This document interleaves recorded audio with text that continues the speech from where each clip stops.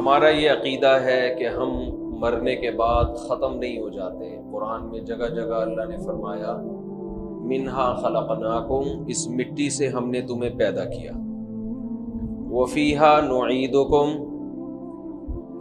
इसी मिट्टी में हम तुम्हें दोबारा ले जाते हैं। बनाया भी मिट्टी में और बन क्या जाएंगे आखिर में मिट्टी। तो ये दोनों चीज़ें अल्लाह की कुदरत हैं या नहीं है? तो अल्लाह ने फरमाया तुमने दो कुदरत और दो ताकत तो मेरी देख ली है, मिट्टी से बनाया और दोबारा क्या बना दिया, मिट्टी। मिन्हा नुखरिजुकुम, एक और कुदरत है हमारी, दोबारा इस मिट्टी से इंसान बना देंगे हम तुम्हें। अब जो अकल परस्त आदमी है, जो खुदा को नहीं मानता, वो कहता है मिट्टी से इंसान बन भी सकता है, दोबारा मिट्टी में जा भी सकता है, दोबारा फिर इंसान बन नहीं सकता। दिमाग खराब है या नहीं ऐसे आदमी का? भाई जो खुदा मिट्टी से बना सकता है, आंख, नाक, कान, दिल, दिमाग, जिगर, गुर्दे, फेफड़े, कलेजी, बाल, पलकें, जबान, अजीब चीजें हैं या नहीं है? और माँ के पेट में कैसे बच्चे की तैयारी हो रही होती है। एक पानी के कतरे से अल्लाह जमा हुआ खून बनाते हैं, उस जमे हुए खून में हड्डियां बनाते हैं, गोश्त बनाते हैं, दिल बनाते हैं, दिमाग बनाते हैं, खोपड़ी बनाते हैं, आंखें उगती हैं। और ये किन चीजों से बनती हैं? रोटी से। माँ क्या खाती है? पेशावर में कुछ और तो नहीं खाती ना, तो रोटी बोल दो भाई। माँ क्या खाती है? रोटी। उस रोटी से बच्चे की आंख भी बनती है, नाक भी बनती है। और वो रोटी कहाँ से बनती है पता है? गंदुम से। गंदुम कहाँ से आती है? जमीन से। जमीन में क्या है? मिट्टी। एक दाना जमीन में जाता है गंदुम का, अंदर गोबर और मिट्टी और पानी है, अंदर गंदुम नहीं है। अगर मिट्टी के अंदर गंदुम होता तो हम खोद के बहुत सारी गंदुम वैसे ही निकाल लेते, पौधे उगाने की हमें जरूरत नहीं। पोएजे कि नहीं पोएजे? लेकिन एक दाना जमीन में जाता है। अजीब बात है। देखो, मिट्टी का काम चीजों को बनाना है या चीजों को खा के खत्म करना है? बोल लिया करो ना भाई। बनाना नहीं है भाई, खा के खत्म करना है। बनाना होता तो आप मिट्टी में जो भी चीज डालते वो बन के निकल जाती। मिट्टी में लोहा डालो, थोड़े दिनों में क्या बन जाएगा? मिट्टी। खत्म। जिस चीज का बेड़ा गर्क करना हो उसको कहां डाला जाता है? मिट्टी।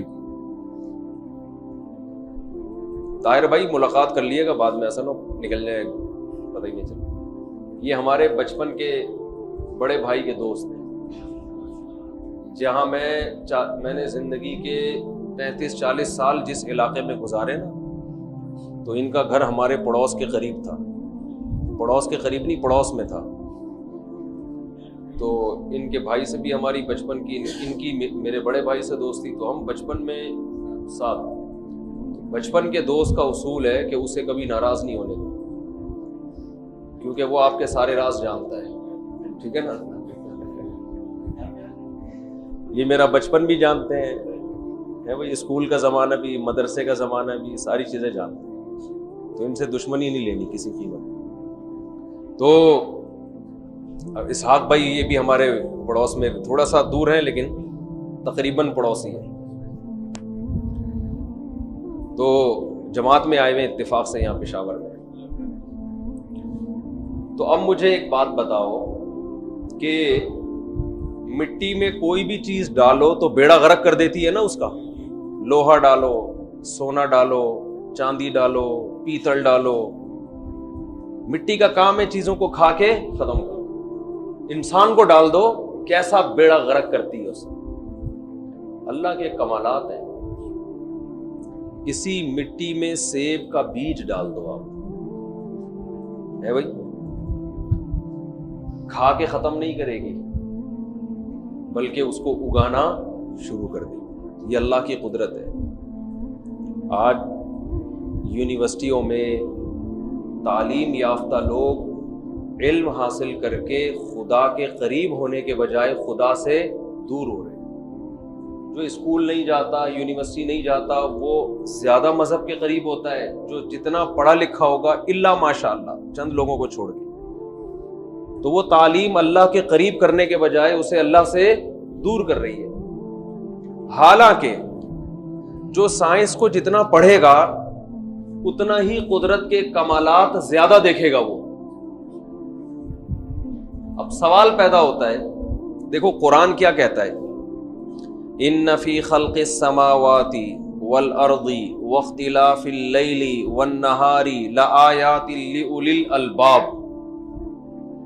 इस कायनात का जर्रा जर्रा ये गवाही दे रहा है अल्लाह के वजूद, अल्लाह की कुदरत, अल्लाह के मुहसिन होने की, कि वो बंदों पर बहुत मेहरबान है।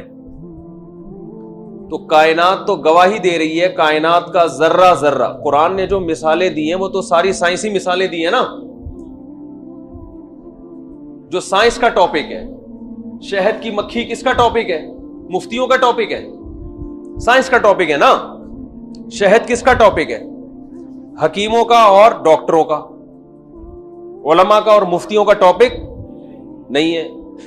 लेकिन कुरान मिसाल किसकी दे रहा है? शहद की, शहद की मक्खी की। दूध की मिसाल दे रहा है कुरान। दूध पे रिसर्च मुफ्ती हजरात करते हैं या हकीम और साइंसदान करते हैं? साइंसदान करते हैं। तो कुरान मिसालें वो दे रहा है जो उलमा के लिए नहीं है, हकीमों डॉक्टरों के लिए मिसालें हैं। तो जो डॉक्टर बनेगा, मेडिकल साइंस पढ़ेगा, उसको तो वो मिसाल ज्यादा आसानी से समझ में आएगी। कुरान शहद की मक्खी की मिसाल दे रहा है कि इतनी छोटी सी मक्खी है भाई, और मक्खी को अल्लाह ने क्या सिखाया कि फलों का रस चूस, कड़वा रस, दूर दराज रास्तों पे निकल जा। शहद की मक्खी छत्ते से पता नहीं कहां कहां जाती है, बाय रोड नहीं जाती, बाय एयर जाती है। बाय एयर ट्रेवलिंग करना सही रास्ते में ये ज्यादा मुश्किल है बनिस्बत बाय रोड सफर करने के। देखो, बाय रोड सफर करने में एड्रेस समझाना आसान है। अब मैं तो पेशावर का नहीं हूं ना, मुझे नहीं पता। यहां हम जब कराची में मिसाल देते हैं, किसी को हमने भेजना हो नाजमाबाद से न्यू कराची की तरफ, तो हम उसे क्या समझाएंगे? भाई तू इधर से टर्न कर, उल्टे हाथ पे गली आएगी, वहां मुड़ना, वसीम गोले गंडे वाला खड़ा होगा, उससे साइड पे निकल के उधर गोलगप्पे वाला होगा, उधर उल्टे हाथ पे मुड़ेगा, एक कोयटा होटल होगा चाय का, उधर से सीधे हाथ पे टर्न मारना, उल्टे हाथ पे न्यू कराची। क्या ख्याल है? ये बाय रोड सफर करेगा ना, आराम आराम से जाएगा, देखेगा भाई। अगर जहाज में इंसान सफर करे, बाय एयर, हवा में,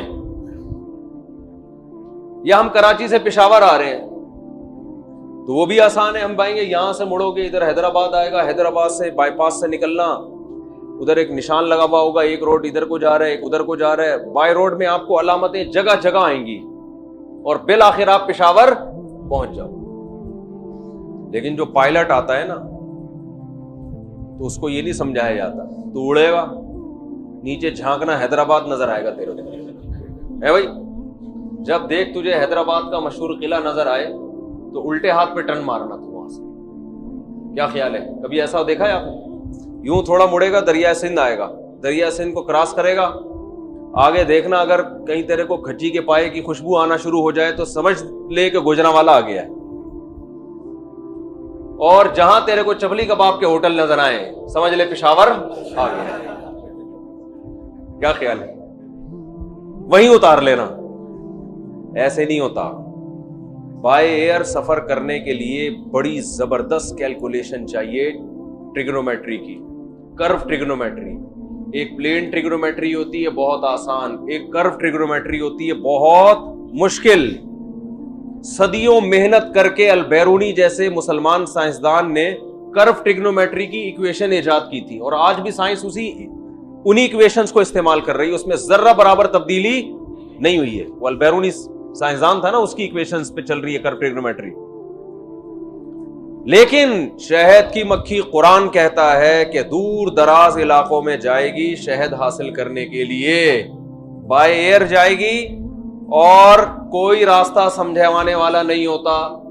फस्लुकी सुबुल रब्बी की जुलूला, अल्लाह फरमाते तेरे रब ने तेरे रास्ते तेरे लिए मुसख्खर कर दिए, तुझे रास्ते सिखा दिए, उन्हीं रास्तों पे सफर करते हुए वापस लौट।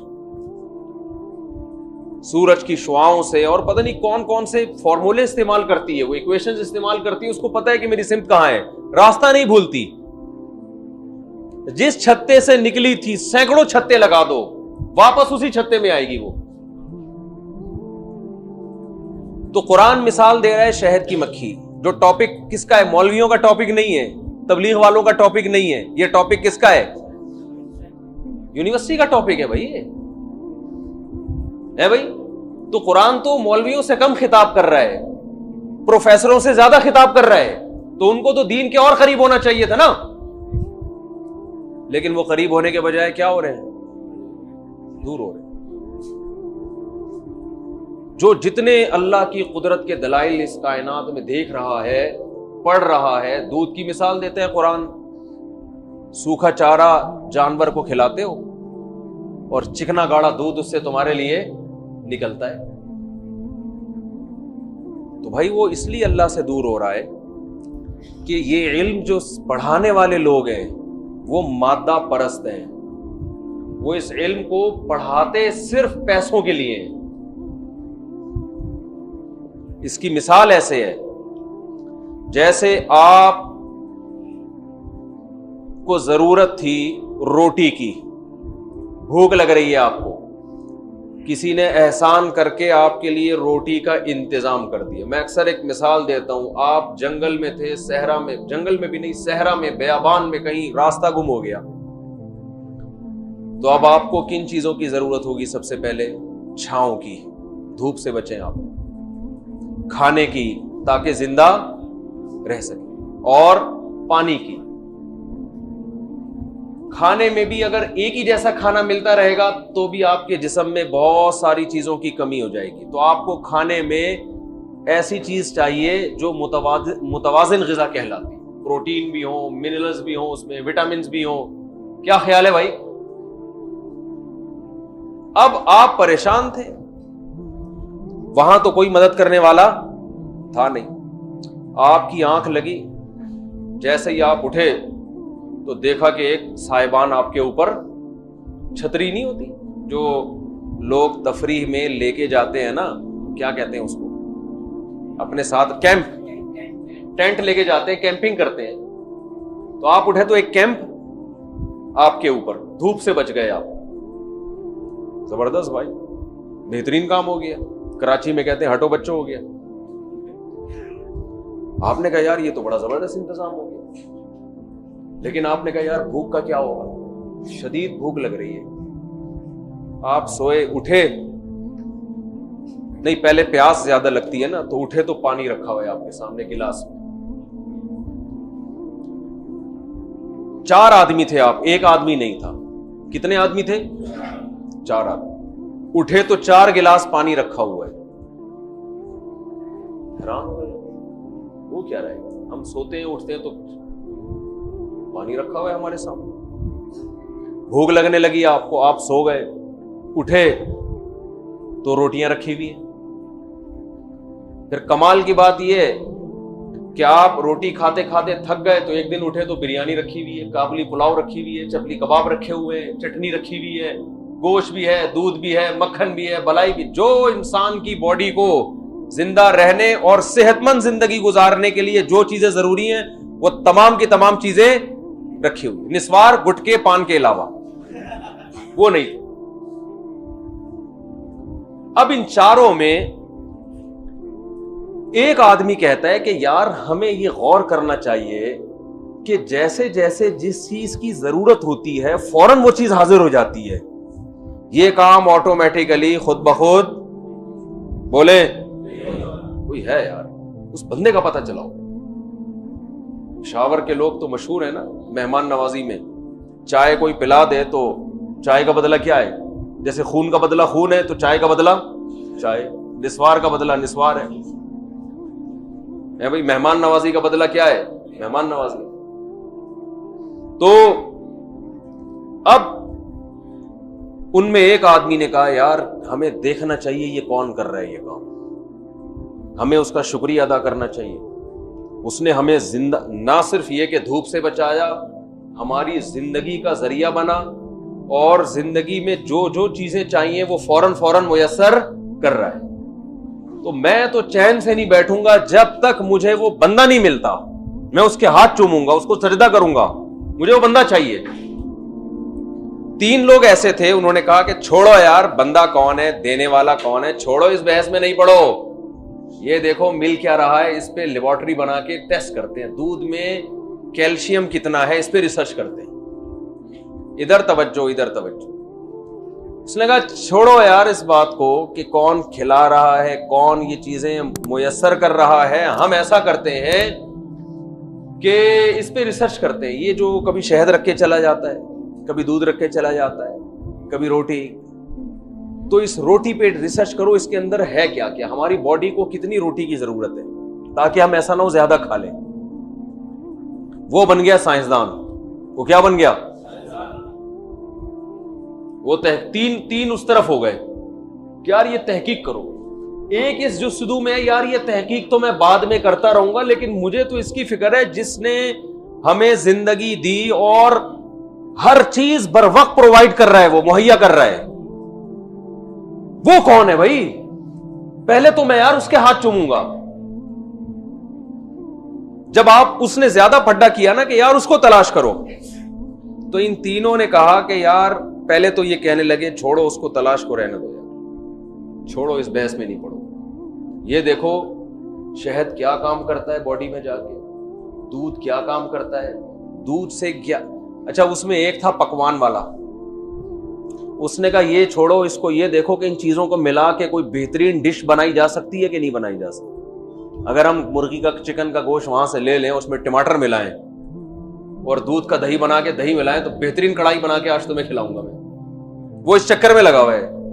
वो कुक था, एक हकीम था उसमें या डॉक्टर था, उसने कहा अबे छोड़ इसको, ये देखते हैं कि यार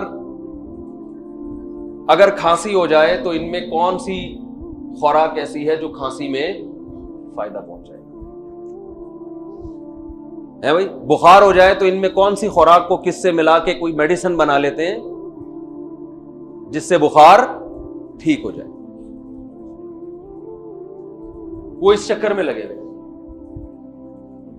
अब एक उनमें कहने लगा नहीं भाई, मैं तो गैरतमंद हूं यार, मैं तो तलाश करूंगा ये बंदा है कौन। तो अब उन तीनों ने देखा ना कि ये कबाब में हड्डी बन रहा है। ये क्या बन रहा है? कबाब में हड्डी। ये खाने पीने को फोकस नहीं कर रहा, ये कमबख्त इस जुस्तजू में लगा है कि दिया किसने है ये। और ये इसलिए लगा है कि इसको गैरत आ रही है ना कि यार वो बाद में मुझसे पूछ सकता है कि थोड़ा सा तो इंक्वायरी करते कि किसने ये चीजें रखी हैं। तो ये 3 ने क्या किया, जो पकवान वाला, ये पीछे फंस कहां रहा है, ये इसको जरा निकालें यहां से, ये ऐसा ना उतार ही टूट जाए।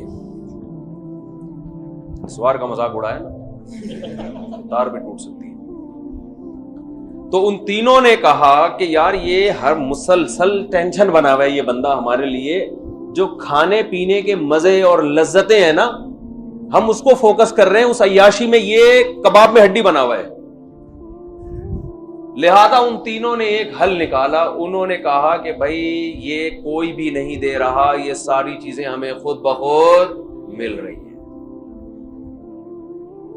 अब ये बेचारा मौलवी टाइप का सरफिरा, इसने बोला यार ये खुद ब खुद कैसे हो रहा है। उन्होंने फलसफे पेश करना शुरू कर दिए। एक जो बड़ा साइंसदान था ना उनमें, जिसकी बड़ी अच्छी रिसर्च थी, उसने फलसफे दिए। वो हुआ ये था कि हम बैठे हुए थे, हवा चली थी, एक खेमा के धड़ाम से हमारे ऊपर गिर गया। फिर वो शहर में कहीं शहद पड़ा हुआ होगा, उड़ता हुआ आया, ढिंग बोतल यहां आके गिर गई। फिर वो ये हुआ कि जी वो कोई दूध पी रहा था, धमाका हुआ, बोतलें उड़ी, एक बोतल हमारे पास भी आके गिर गई। और वो बच्चे आपस में सेब से मारम पीटी खेल रहे थे होंगे किसी शहर में, तो एक ने बहुत जोर से उठा के फेंक दिया, वो सेब धड़ाम से आके यहाँ वो सैलेड का काम दे रहा है। तो आप बोलोगे यार ये जो मुख्तलिफ किस्म के धमाके और हवाओं के ये इतने समझदार कैसे हैं कि हमें जिस चीज की जिस वक्त जरूरत होती है उसी वक्त वो चीज मिलती है। लेकिन वो तीनों ढीठ, उन्होंने कहा इसकी बात अगर मान ली ना किसी ने दिया ही है तो फिर ये मजे खत्म हो जाएंगे, हमें तलाश करना पड़ेगा उसको जो हम पर एहसान कर रहा है, और ऐन मुमकिन है कि वो इस एहसान का हमसे इतना बदला मांग ले कि भाई पूरी कीमत नहीं तो कम से कम आधे पैसे दे दो हमें। तो छोड़ो, खाओ और पतली गली से निकलो। पेशावर में नहीं पता पतली गली होती है कि नहीं होती, कराची में बहुत होती है पतली गली। खाने को फोकस करो, इस बहस में मत पड़ो कि कौन खिला रहा है, क्योंकि हो सकता है वो बाद में पैसे ना मांग ले, वो कोई इसकी कीमत ना मांग ले, क्योंकि इतना एहसान कर रहा है तो उसका भी कोई हक हो सकता है। खाने को फोकस करो, आम खाने से मतलब रखो, पेड़ गिनने से मतलब न रखो। अब मुझे एक बात बताओ, वो जो 3 आदमी रिसर्च में लगे हुए, एक शहद की रिसर्च में हकीम बन के एक पकवान सेंटर में है, वो खाने चटखारेदार बना बना के खिला रहा है, और एक जो है वो साइंसदान है वो और लिहाज से तहकीक कर रहा है, तो इन तीनों को आपस में बड़ी मोहब्बत होगी और ये तीनों एक दूसरे को अजीम इंसान कहेंगे कि यार जब बुखार होता है वो पिला देता है बना के, खास उसने दवा बनाई इस खुराक से, हमारा बुखार उतर जाता है। ये मौलवी बुखार उतारने के काबिल नहीं, बस ये बातें कर रहा है कि ये बनाया किसने, ये दे कौन रहा है। तो यही हाल इस वक्त दुनिया का है।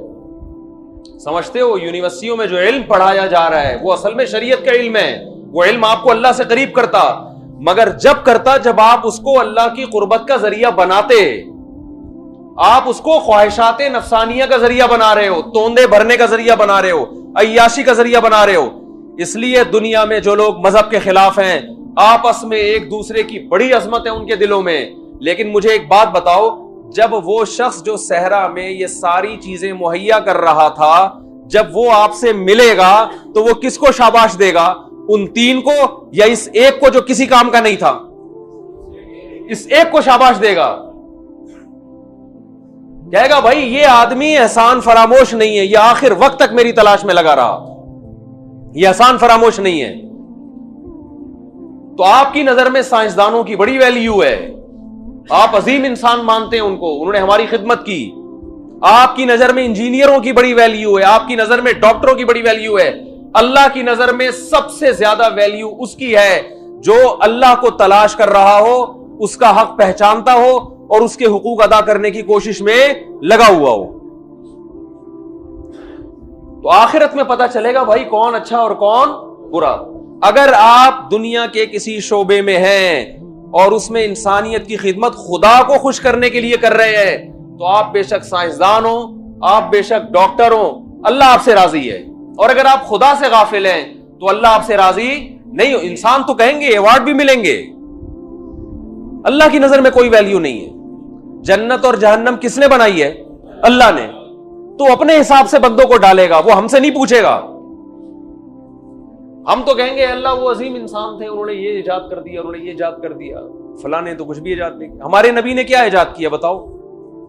सल्लल्लाहु अलैहि वसल्लम क्या इजाद किया?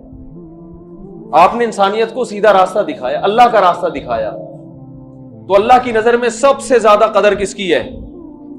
मोहम्मद सल्लल्लाहु अलैहि वसल्लम की, क्योंकि अल्लाह का रास्ता दिखाया है। तो अब मुझे एक बात बताओ, वो आदमी, वो 4 आदमी जो जंगल में पड़े हुए थे और उनके लिए बर वक्त दूध का इंतजाम भी हो रहा है और फलां चीज का इंतजाम भी हो रहा है, फलां चीज का इंतजाम भी हो रहा है, हर चीज बर वक्त उनके लिए मुयस्सर है। उसमें आपकी अकल ये कभी नहीं कहती कि ये ऑटोमेटिकली ये सारा काम खुद ब खुद हो रहा है। कभी कहती है अकल आपकी बस खत्म हो गया, ये सही हो गया? कभी कहती है आपकी अकल ये? अब आप मुझे बताओ, इधर बच्चा मां के पेट में जाता है, मां जब रोटी खाती है ना, तो पहले जरूरत थी कि मां का खून बने, इससे किसी और चीज की जरूरत थी नहीं। जहां हमल ठहरा, अब जरूरत इस बात की है कि खून बने और उस खून से सिर्फ माँ की आंखों को तवानाई ना मिले, कानों को तवानाई, पाँव को तवानाई ना मिले, बल्कि बच्चे की भी ग्रोथ हो। वही रोटी बच्चे की आंख, नाक, कान, दिल, दिमाग, जिगर बनाने में इस्तेमाल हो रही है।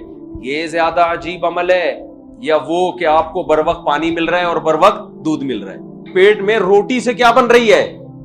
आंख, नाक, कान, एक एक चीज बन रही है। और कमाल की बात यह है कि जैसे ही बच्चा मां के बतन से बाहर आता है, इससे पहले मां की छातियों में दूध नहीं होता, इधर बाहर आया, अब बच्चे को जरूरत दूध की है तो फौरन कोई मां की छातियों में उस बच्चे के लिए दूध पैदा कर देता है। हम दुनिया में आए और अल्लाह ने हमारी माओं की छातियों में हमारे पैदा होते ही दूध पैदा कर दिया। खुदा की कसम, यह हुस्न इत्तिफाक नहीं हो सकता। बहुत बड़ा कुफ्र है, जुर्म है उस खुदा के वजूद का इंकार करना जो अपने होने की करोड़ों निशानियां दिखा रहा है और आप साइंसदानों की बातों में आके उस खुदा का इंकार करते हो। बहुत बड़ा जुर्म है। अल्लाह ने ऐसे लोगों के लिए जहन्नम की आग रखी है। और फिर कमाल की बात यह है कि उसे वो तमाम पार्ट्स दे के भेजा गया जो एक कामयाब जिंदगी गुजारने के लिए जरूरी। उसकी खोपड़ी में आंख लगा दी गई जिससे वो सारी जिंदगी टॉर्च की तरह देखेगा, सारी जिंदगी है भाई, ताकि उसको देखना भी है, वरना टकराता रहेगा खंबे से। क्या ख्याल है? उसको ऐसे खोपड़ी के अंदर 2 सुनने वाले आलात लगा दिए और उसमें ऐसे पर्दे लगा दिए, इतने हसास पर्दे। क्या मैं जब बोल रहा हूं तो यहां से जो रेज है ना, वेव्स, वो ऐसे तरतीब से निकल के कानों से टकराती हैं। मोटी आवाज की वेव्स कुछ और होती हैं, पतली की वेव्स कुछ और होती हैं। हम जो अल्फाज जबान से घुमा, हर लफ्ज की अलग वेव्स बन रही हैं और वो कान उसको कैच करके बता रहा है कि ये क्या बोल रहे हैं मुफ्ती साहब, क्या समझा रहे हैं। ये 15 साल से 4 शादियों पे बात कर रहे हो, तुम्हारी समझ में नहीं आई। ये आपकी कान की वेव्स बता रही हो। खवातीन भी बयान सुन रही है, माजरत, ये तो मैं सब मिसाल समझाने के लिए। ये हमारे ये जो वेव्स आके टकरा रही है ना एक मखसूस फ्रीक्वेंसी के साथ, वो हर एक की फ्रीक्वेंसी दूसरे से क्या है, मुख्तलिफ है। बस ये यहां रख लेता हूं, अब नहीं हिलेगा इंशाल्लाह। ये जो वेट था ना, ये हिल रहा था। तो ये वेव्स हैं जो हमें फर्क करके बता रही है। पश्तो बोल रहा है, उर्दू बोल रहा है, इंग्लिश बोल रहा है, अकबल तरीके से बोल रहा है या दूसरे तरीके से बोल रहा है। क्या अजीब आलात लगा दी है उसने। और ये बने किससे? खून से। और खून किससे बना? रोटी से। और रोटी किससे बनी? गंदुम से। गंदुम मिट्टी से। मिट्टी को अल्लाह ने मुख्तलिफ मराहिल में गुजार के कान बना दिया, नाक बना दिया, जबान बना दिया। अलम नजअल लहू ऐनैन, अल्लाह कहते हैं क्या मैंने तेरी 2 आंखें नहीं बनाई? व लिसानन व शफतैन, और जबान और तेरे 2 होंठ नहीं बनाए मैंने? क्या अजीब निजाम बना दिया उसने। तो मैं, ये मेरा टॉपिक नहीं था, ये बात तमहीद जरा लंबी हो गई। तो मैं ये अर्ज कर रहा था, भाई हम बने नहीं है, हमें किसी ने बनाया। समझते हो बात? और जिसने बनाया है उसने अपना इंट्रोडक्शन भी करवाया कुरान में। कुरान के अलावा हमारे पास अल्लाह को समझने की और कोई किताब है नहीं, क्योंकि अल्लाह ने किसी और किताब को पनपने ही नहीं दिया, ताकि हमारे लिए जुदा करना, हक और बातिल में तमीज करना आसान हो जाए। 1 नंबर किताब भी होती, 2 नंबर भी होती, हम कहते हैं इनमें सही कौन सी है, बड़ी मुश्किल हो जाती है ना। अल्लाह ने कहा कोई इसके अलावा कोई है ही। कोई और किताब जब आप पढ़ोगे ना जो अल्लाह की तरफ मंसूब है, वो किताब पढ़ने से लगेगा कि इससे अच्छी किताब तो सत्तार भाई लिख सकते थे, वसीम भाई लिख सकते थे, कलीम भाई लिख सकते। ये क्या लिखा हुआ है उनके मजहबी रहनुमाओं की समझ में नहीं आता वो क्या लिखा हुआ है। कुरान जब शुरू होता है अल्हम्दुलिल्लाहि रब्बिल आलमीन, तमाम तारीफ यहां से इब्तिदा हो रही है। तमाम तारीफें उस अल्लाह के लिए जो तमाम जहानों का पालने वाला है। ये एक साइंसदानों की समझ में भी आएगा, एक रक्शे वाले की समझ में भी आएगा, टमाटर वाले की समझ में भी आएगा, यूनिवर्सिटी के प्रोफेसर की समझ में भी आएगा। एक ऐसा कलाम जो इंसानी नेचर को अपील कर रहा है। व इन्न लकुम फिल अनआमि लइब्रा, आप दुनिया की कोई मजहबी किताब उठा के पढ़ो, मैं हल्फिया बोलता हूं 90% आपकी समझ में आएगा ही नहीं कि ये बोल क्या रहे हैं। आप उनके मजहबी रहनुमाओं के पास जाओगे तो उसकी तशरीहात करेंगे, उधर जाओगे कुछ और तशरीह, वो जाओ कुछ और, वो खुद कहेगा भाई मेरी खुद खोपड़ी में नहीं। चंद एक चीजें उन्होंने निकाली हुई, उसके अलावा खुद उनकी समझ में नहीं आती। वो जबानें ही खत्म हो गई, जिन जबानों में किताबें नाजिल हुई थी, जबानें ही खत्म हो गई। कुरान जिस जबान में नाजिल हुआ 20 मुल्कों की सरकारी जबान है, वो कहा जाता है, बोली जा रही है, एक एक हर्फ समझ में आ रहा है। अल्लाहु नूरुस समावाति वल अर्ज़, कितनी वाज़ेह आयत है। और ऑर्डर जो इसमें दिए जा रहे हैं कितने वाज़ेह। कुल तालौ, ए नबी इनसे कहो आओ हम तुम्हें समझाते हैं तुम्हारा रब किन चीजों से खुश होता है। हमने जो तुम पे एहसानात किए, अल्लाह बता रहे हैं, मां की छातियों में दूध पैदा कर दिया, आंख नाक कान दिल दिमाग जिगर दिया, फिर जवान होते हो 2 खानदान लगा दिए, एक नसब वाला खानदान जो पैदाइश के वक्त होता है, हुवल्लज़ी खलक़ मिनल माई बशरा, अल्लाह वो जात है जिसने पानी से इंसान को पैदा किया, एक मनी के कतरे से पैदा किया, और ऐसी इज्जत दी, हालांकि वो तो जलील पानी था, कपड़ों पे लग जाए धोए बगैर नमाज नहीं होती, गंदा पानी जिस्म से निकले गुसल किए बगैर नमाज नहीं होती, पूरे जिस्म को नापाक कर देता है। इतना गंदा पानी, उससे जो चीज बन के आएगी वो भी गंदी होनी चाहिए। क्या ख्याल है भाई? तो गंदी होनी चाहिए। अल्लाह फरमाते हैं नहीं, ऐसी खूबसूरत बनाई, बच्चा कितना प्यारा होता है जब पैदा होता है, सब गोद में उठा के चूम रहे हैं उसको। और प्रोटोकॉल कितना मिलता है, प्रोटोकॉल कितना मिलता है बच्चे को। फजअलहु नसबन, 2 खानदान दिए, फरमाया ऐसा ही नहीं कि ईदी सेंटर से दरियाफ्त हो गया, 2 खानदान दिए उसको। एक खानदान किया नसब वाला, ददियाल ननियाल, ये नसब वाला खान।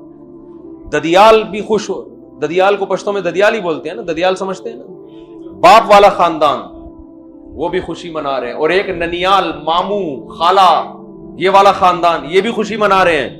2 खानदानों में पैदा किया अल्लाह ने उसको, जो उसको सपोर्ट करते हैं, दावतें करते हैं, अकीके कर रहे हैं, सबको बुला रहे हैं। भाई चचा को ना बुलाओ, वो नाराज होगा, यार मेरा भी तो भतीजा है, मेरे को क्यों नहीं बुलाया तुमने। खतने पे कोई दावत नहीं है इस्लाम में, खूब समझ लो। बच्चे की पैदाइश पे तो है, बच्चे की खतने पे नहीं। हमारे मुफ्ती रशीद अहमद साहब रहमहुल्लाह एक चुटकुला सुनाया करते थे कि उनके बड़े भाई थे, उनसे किसी ने कहा कि फला आदमी ने खतने की दावत की है, मुझे नहीं बुलाया। उन्होंने कहा भाई इतनी सी बोटी है, किस किस को खिलाता, अल्लाह माफ फरमाए। तो खतने की कोई दावत नहीं होती।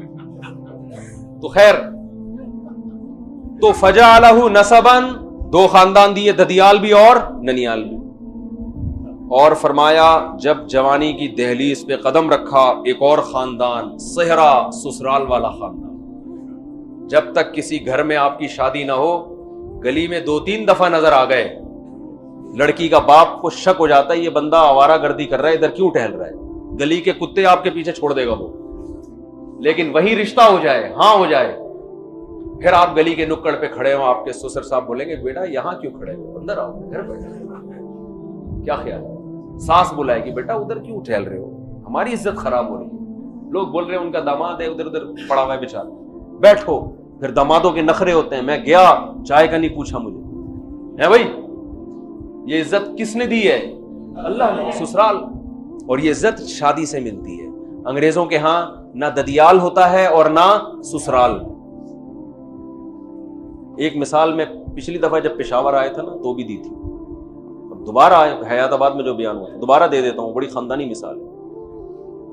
मिसाल में जिस चीज को पेश किया जा रहा है वो तो खानदानी नहीं है, गधे को पेश करता हूं मैं इस मिसाल में। लेकिन उस पर जो मिसाल फिट हो रही है वो क्या है बताओ? गधे का मामू होता है, बोलो ना, गधे का चाचा होता है, गधे की खाला। क्यों? गधे का बाप नहीं होता। रिश्ते बाप से बनते हैं, मां से। बाप होगा तो फिर आपकी मां भी मां बनेगी। और बाप जो वजूद में आता है वो निकाह से वजूद में आता है। अंग्रेजों में बहुत से लोगों के फादर नहीं होते, गर्लफ्रेंड से बच्चा पैदा हो जाता है, वो उसको उन्होंने बाप करार दे तो दिया है, बॉयफ्रेंड को भी, लेकिन हकीकत में वो बाप नहीं होता। करार देने को तो कुछ भी करार दे दो। वो हमारे एक दोस्त थे, वो बैडमिंटन गली में बहुत खेलते थे। जफर भाई की बात कर रहा हूं, इस्लाम साहब के बेटे। सर्दियों में ना बैडमिंटन, तो वो जब भी बल्ब लगाते बच्चे तोड़ देते उसको। हमारी मस्जिद के इमाम थे मौलाना दिलबर साहब। उस दौर में अफगानों की जंग हो रही थी रशिया के खिलाफ। हम छोटे बच्चे थे बहुत। तो इमाम साहब हर नमाज में दुआ कराते थे, अल्लाह रूस को नेस्तो नाबूद फरमा दे, अल्लाह रूस को नेस्तो नाबूद। और ये भी बहुत देते थे कि फलां भी दायरे इस्लाम से खारिज, फलां भी दायरे इस्लाम से खारिज। तो हमारे जो जफर भाई थे ना हमारे पड़ोस में, वो जब कई दफा बल्ब लगाया बच्चे ने तोड़ दिया, तो एक दिन कहने लगे, ए अल्लाह जो ये बल्ब तोड़े उसको नेस्तो नाबूद कर। फिर कहने लगे, मेरा ये फतवा है, आइंदा जो इस बल्ब को तोड़ेगा वो दायरे इस्लाम से खारिज। वो दायरे इस्लाम से क्या, कोई गवर्नमेंट की तरफ से पाबंदी नहीं है, कोई भी किसी को किसी भी टाइम पे कुछ भी करार दे सकता है। तो उन्होंने काफिर करार होने का फतवा दे दिया, जो बल्ब तोड़ेगा वो इस्लाम से खारिज, तो काफिर ही है। तो अंग्रेजों ने गर्लफ्रेंड का जो बॉयफ्रेंड था उससे हराम बच्चा जो पैदा होता था, तो बॉयफ्रेंड को बाप करार दे दिया है। करार देने पर गवर्नमेंट की तरफ से कोई पाबंदी है नहीं। असल में बाप ये होता नहीं है, बाप वही होता है जिसकी बीवी से बच्चा पैदा हो, गर्लफ्रेंड से थोड़ी हो। यही वजह है कि जानवरों के बाप नहीं होते, माएं होती हैं, क्योंकि निकाह नहीं होता। फ्रेंडशिप तो उनके यहां भी होती है, फ्रेंडशिप तो होती है उनके यहां भी, थोड़ी देर की हो, 1 घंटे की हो, 1 महीने की होती है, निकाह नहीं होता। तो ये निकाह अल्लाह ने इज्जत दी है किसको? इंसान पैदा होता है तो मां बाप का चूंकि निकाह हुआ था लिहाजा दोनों खानदान खुश होते हैं। जवान होता है तो फिर एक और खानदान मिलता है। तो ये नेमत भी किसने हमें दी है?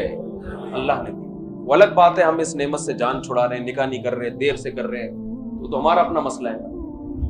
तो अब उस हमारा ये नजरिया, हाँ मैं ये अर्ज कर रहा था कि ये आयतें कुरान बयान करता है, 2 और 2 4 की तरह हमारी समझ में आती है। ऐसा इंट्रोडक्शन है, ऐसा तारुफ है खुदा का। इसी वजह से हम उस अल्लाह को मानते हैं जिसने कुरान नाजिल किया। हम किसी और खुदा को नहीं मानते, क्योंकि वो तो अपना तारुफ ही नहीं करवा रहा, वो तो चुप करके बैठा हुआ है।